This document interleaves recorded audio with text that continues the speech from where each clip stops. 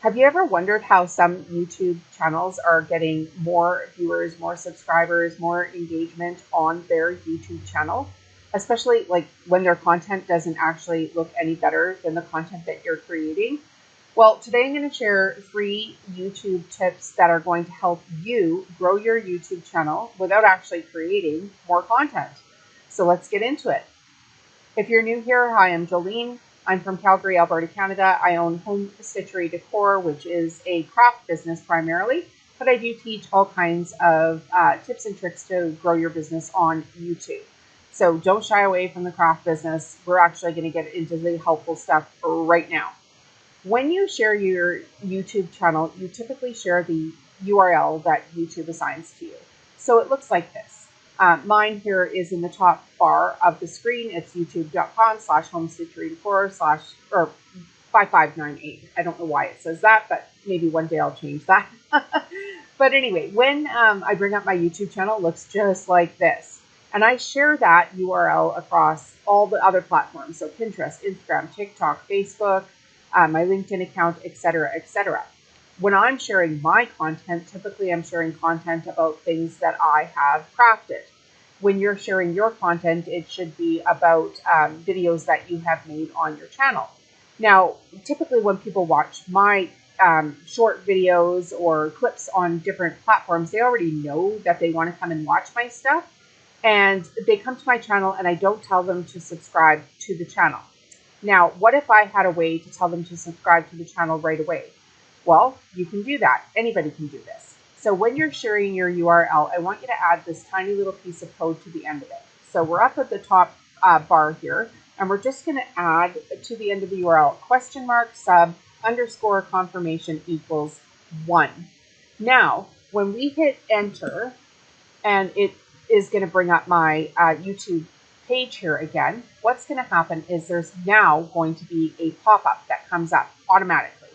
They can cancel off of this, but typically people are going to be like, oh yeah, I actually do want to subscribe, and this is going to save them looking for subscribe a little bit later.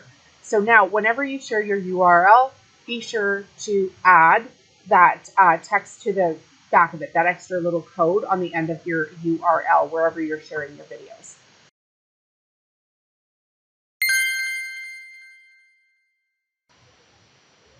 Okay, the second tip I want to talk to you guys about is making live videos and then repurposing your content into shorter form videos. So here's what happens. I make live videos. I typically go live on Mondays at 2 p.m. and I do a craft project. When I'm doing that craft project, I talk about the materials, I talk about the equipment, I talk about how to start the project, I talk about best tips to succeed with doing the actual project, and I might even talk about how to market that product.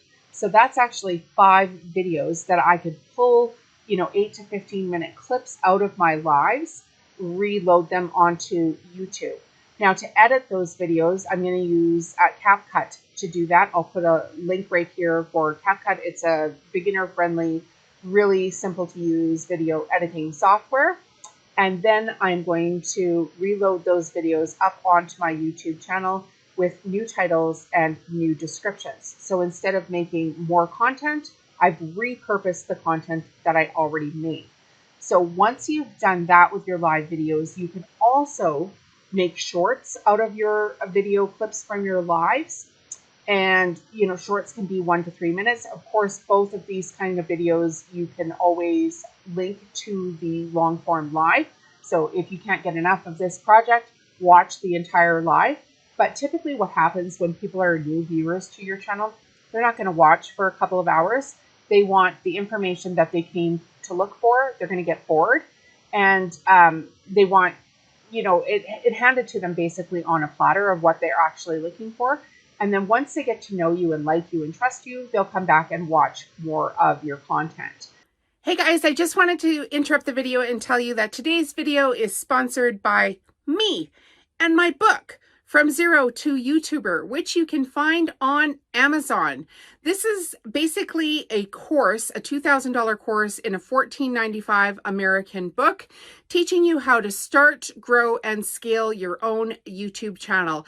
I got so tired of watching YouTube videos that tell you, look here, go there. And all it is I'm trying to sell you a massive course, which doesn't give you all the answers. So I wrote a book. It's available on Amazon. I'll put the link in the video description. Now back to the video. So lives, repurposing, you could get, 50 short form clips out of your live videos, and you could get 6 to 8 videos out of a 2-hour live. And that's just more content for your channel without actually having to re-videotape everything. So the next thing I want to talk to you guys about is posting in your community tab. Now, I know a lot of people think that community posts are just for your actual YouTube viewers that you already have on your channel, and they don't get seen, etc.